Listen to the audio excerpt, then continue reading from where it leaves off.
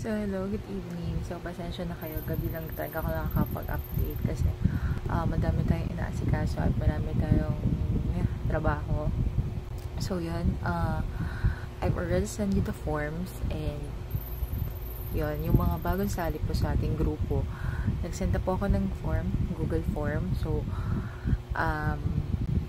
sana sana makapag-fill out kayo bukas. Sana kung kaya nyo bukas.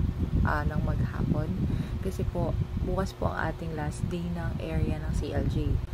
So hindi naman na bago sa inyo at nakarating na rin sa inyong kaalaman galing sa ibang takers ng CLE at yung mga ibang review center na nag-rely ng information na although we have new TOS na 2024 pero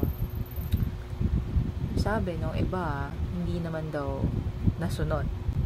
May nagsabi na sinunod naman daw pero may kinuha pa galing dun sa 2022 na TOS. Sinunod naman daw pero parang mas madami daw yung lumang TOS. So, to make the story short, kailangan natin maghalo ng old curriculum.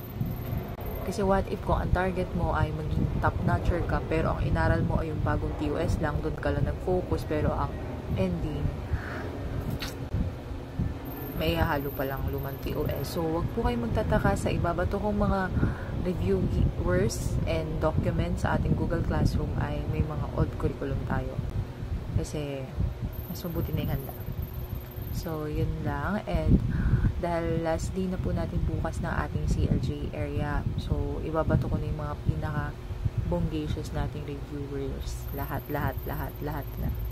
So, yun. Sana po yung mga bagong pasok sa group makapag-fill out na po kayo ng form para mahimay na po namin agad. So, yun lang.